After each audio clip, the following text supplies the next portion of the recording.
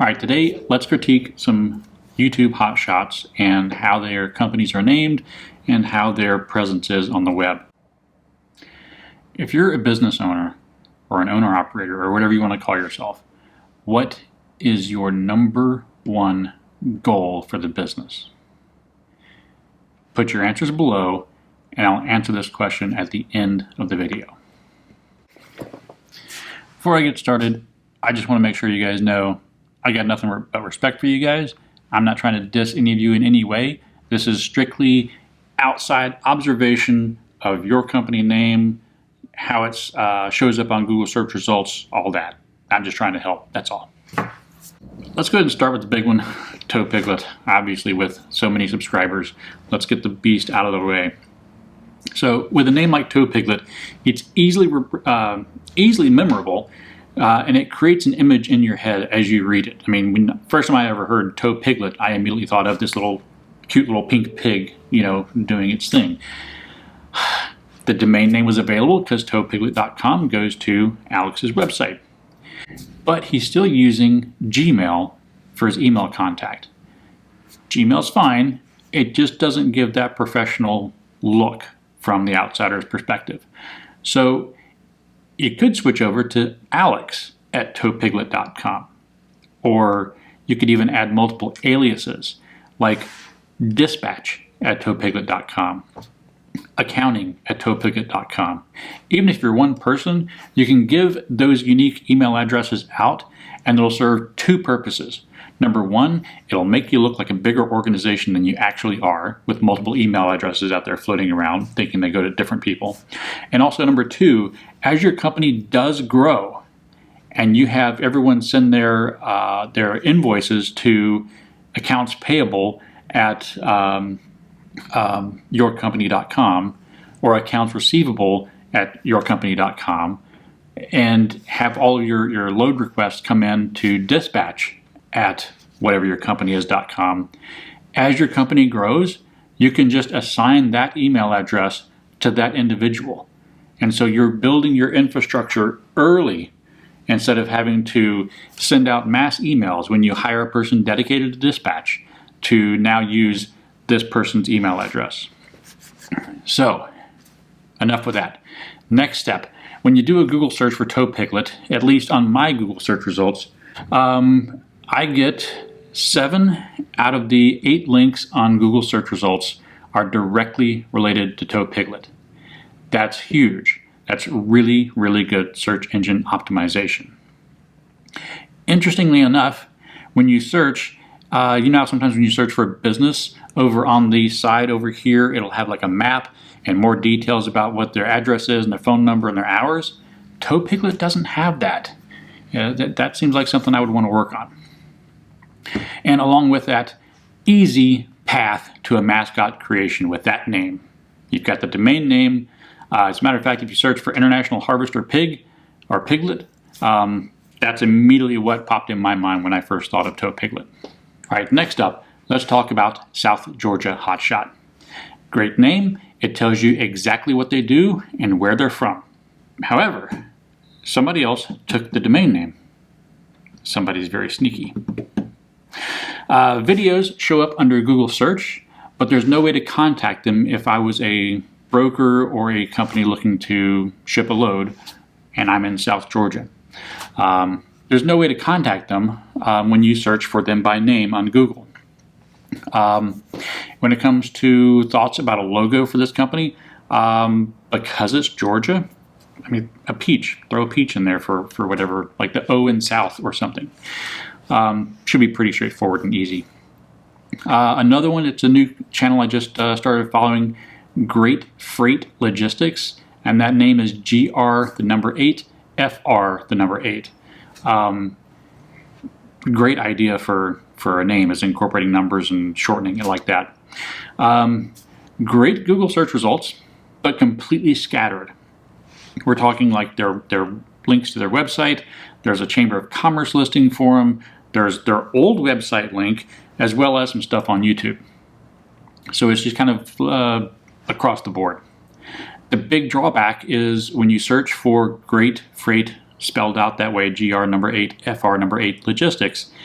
Actually, the map result that shows up over here is for a company in the United Kingdom, and that's bad. So you need to try to figure out the best way to take over that search result so it shows up as you and not them guys over there. Again, I love the name, but also they've already got a logo, and I'll put it somewhere in here. They've already got a logo that works just great, so kudos. Another one here, Manny's Movement, also known as Extraordinary Movement. I'm conflicted with this one. This one falls in, for me personally, this falls into the name that's too long. We'll get into that in just a minute. When you search for Manny's Movement on Google, you get 5 out of 10 results are related to Manny. There's no link to their website anywhere on the Google search results, and the only one video result when you Google search for Manny's Movement is a video of somebody else. It's not even Manny, it's not even Hotshot. So I would work on the SEO in the YouTube videos to kind of help bump that where it needs to be. His website is actually www.extraordinarymovement.com. Now, the reason this falls into the too long category, all right, let's say you're on the phone with a broker and you're saying, all right, can you send me the load information to my email address? It's manny@extraordinarymovement.com. What are you going to have to do? You're going to have to spell out MANNY at extraordinarymovement.com. That's a mouthful to do over the phone, especially if you're trying to drive. Hands-free, guys. So I understand what he's doing with the name and the whole theory behind it. I've read his website and all that, and that's all fine and dandy. But if nothing else, you could maybe find a shortened version of a domain name. So if there's extraordinarymovement.com and that's what he wants the website to be and everything else, if he could create a new one that's, I don't know, eomail.com.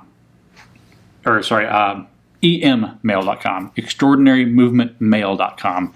That would be much easier to try to relay to somebody over the phone. Just my observations.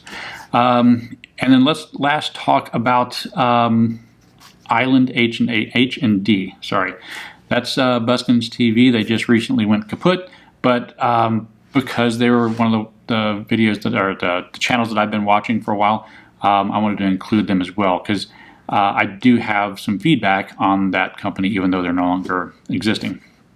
When you search for Island H&D, there's only one Google search result, and it's for a shipping carrier board. There's no website, there's nothing. The map result only shows coverage area and a phone number. There's no website, there's no office address to receive mail or anything like that. They could have pulled all that information since they're no longer in business, but usually we find that people forget about that kind of stuff, and it was like that before. I do have an issue, and we'll talk about this when it comes to branding and logos. Their signs that they had on their doors, from a distance, I could never read what it was because it had like a pattern on it, and it was just too busy to really see exactly what it was. So when it comes to creating your logos,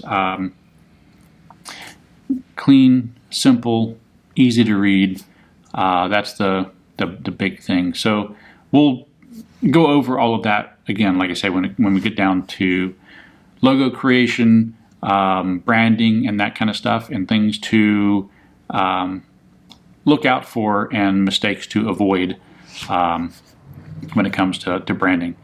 But otherwise, there's others out there. There's Holland Cash. There's oh, who else? I'm drawing a blank right now. Danger Industries. There's other hotshot vloggers out there I've been following. But the reason I didn't include them is because they haven't explicitly said, this is my company. Everybody that I mentioned today has either shown the side of their truck and said, hey, here's my new DOT numbers, here's my new company, et cetera, et cetera, et cetera. So it's, for the world to see. So the other ones, while there's been like an occasional where people have kind of blurred out what the names are, I've been able to spot them when the blurring wasn't there at the right time. I'm not including them because obviously they want to keep them, private for whatever reason. So anyways, going back down through the list again, you want an easily memorable name. That creates an image in your head as you read the name. Try to get off of Gmail and use your domain name's email just for professionalism. Create aliases for any type of email you would receive, whether it's a broker email, an invoice email that somebody sends you, or if you're sending an invoice to somebody else, you use 2 different emails for those. Essentially, you want to give the impression that you're much bigger than you are, and at the same time setting up the framework for when you're ready to grow this company without having to do a lot of work all over again. Again, work on that search engine optimization. I am not an expert in it, but I do know tips and tricks to make everyone that I talked about today appear better on Google search results. And other than that, so follow up to the question I started off with. What is the number one thing that you as a business owner or an owner-operator, what is the number one goal of your business? It's actually the number one goal of every single business in existence. And if anybody tells you any different, they're wrong. Even nonprofits.